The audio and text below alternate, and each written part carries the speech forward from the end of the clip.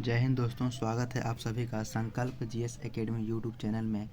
आज हम आप लोगों के लिए लेकर आए हैं एक नया चैप्टर जिसका नाम है तंत्रिका तंत्र, नर्वस सिस्टम। आज इसी का हम आप लोगों का 30-35 क्वेश्चन करवाने वाले हैं। चलिए शुरू करते हैं अब।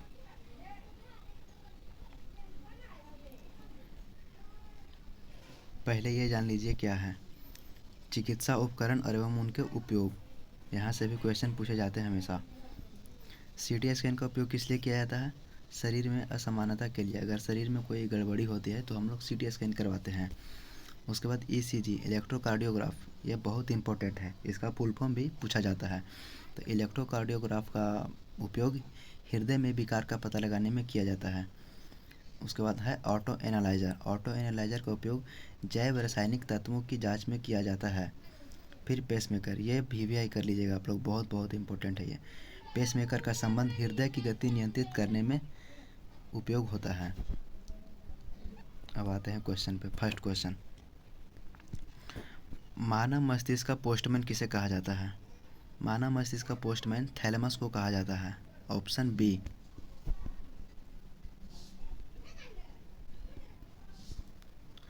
मानव शरीर की प्रतिवर्ती क्रिया का नियंत्रण केंद्र कहाँ स्थित है? तो ये स्थित है मेडुला ऑब्लेंगाटा में।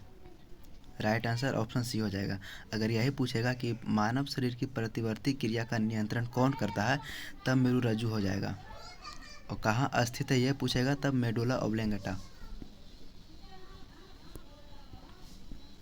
हृदय की धड़कन की गति किसके द्वारा बढ़ती है?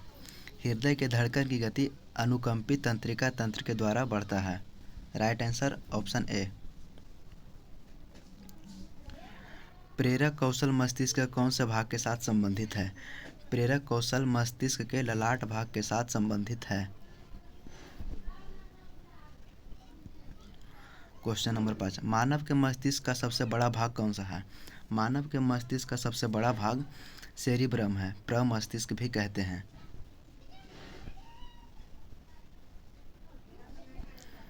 तंत्रिका तंत्र के अध्ययन का विज्ञान की किस शाखा के अंतर्गत किया जाता है?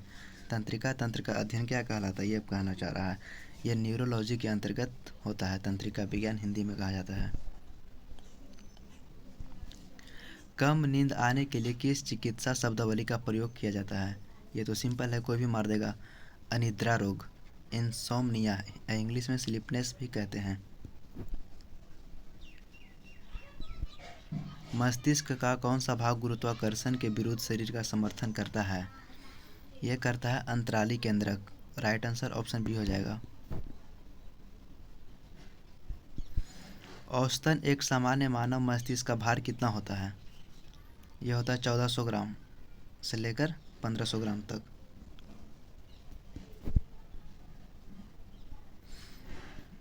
शरीर में प्रतिवर्ती क्रियाओं का नियंत्रण समन्वय मुख्य रूप से कौन करता है? यह मेरुरज्जु करता है। और कहाँ स्थित होता है? तो मेडुला ऑब्लेंगाटा में। सेरिब्रल पाल्सी, मानव मस्तिष्क संबंधी विकार मुख्यतः किन में पाया जाता है? सेरिब्रल पाल्सी छोटे बच्चों में पाया जाता है। तंत्रिका तंत्र का विकास सर्वप्रथम किस जीव में माना जाता है? मोस्ट इम्पॉर्टेंट क्वेश्चन है ये। तंत्रिका तंत्र का विकास सर्वप्रथम हाइड्रा में किया जाता है।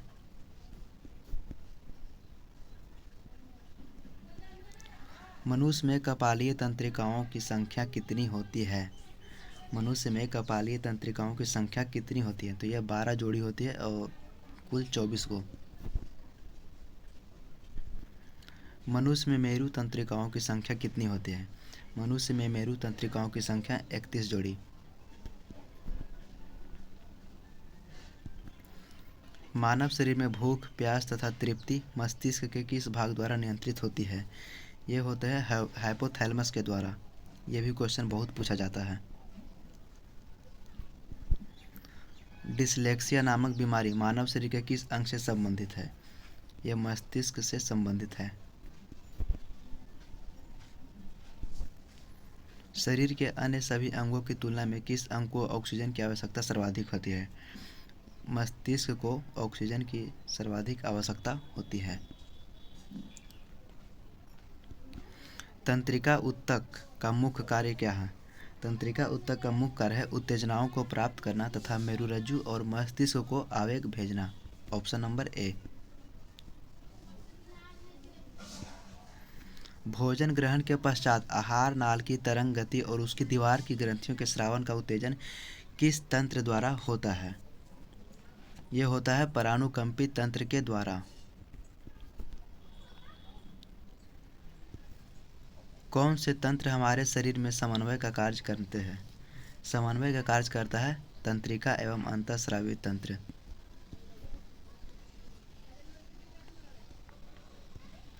जो मनुष्य यह नहीं समझ पाता है कि कब उसे भोजन करना चाहिए और कब उसे रोक देना चाहिए, वह किस रोग से पीड़ित होता है?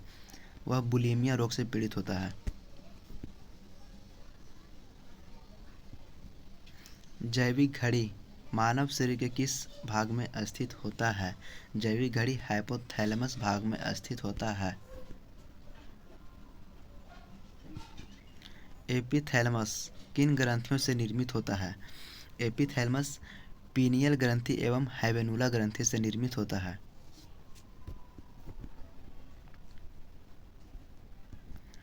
मानव शरीर का कौन सा भाग अल्जाइमर रोग से प्रभावित होता है? ये तो पता ही होगा आप लोगों को, अल्जाइमर रोग मस्तिष्क से संबंधित होता है। मांसपेशियों के रेशों में आवेग संचरण के लिए किस तत्व की आवश्यकता होती है? सोडियम की आवश्यकता होती है। Option number B. मनुष्य का मस्तिष्क कितने भागों में विभाजित होता है? मनुष्य का मस्तिष्क 3 भागों में विभाजित होता है, सेरिब्रम, सेरिबेलम और brain stem. Option number B. Neuron का बाहर निकला हुआ लंबा भाग क्या कहलाता है? यह कहलाता है एक्सॉन। हिंदी में इसको मत याद रखिएगा, एक्सॉन ही ऑप्शन में ज़्यादातर देता है।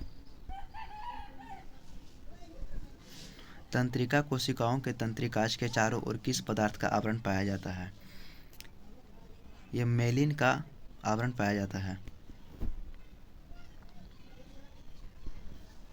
सुई चुभाने पर मानव शरीर के किस अंग में पीड़ा का अनुभव नहीं होगा? जब उस अंग में सुई चुभाएंगे तो वहाँ पे पीड़ा का अनुभव नहीं होगा। यह मस्तिष्क में ऐसा होता है।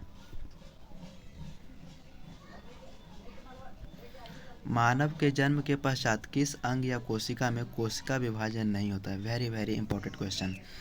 यह तंत्रिका कोशिका में नहीं होता है। सबसे कम पुनर्जनन क्षमता मस्तिष्क में होता है, सबसे ज़्यादा पुनर्जनन क्षमता लीवर में होता है।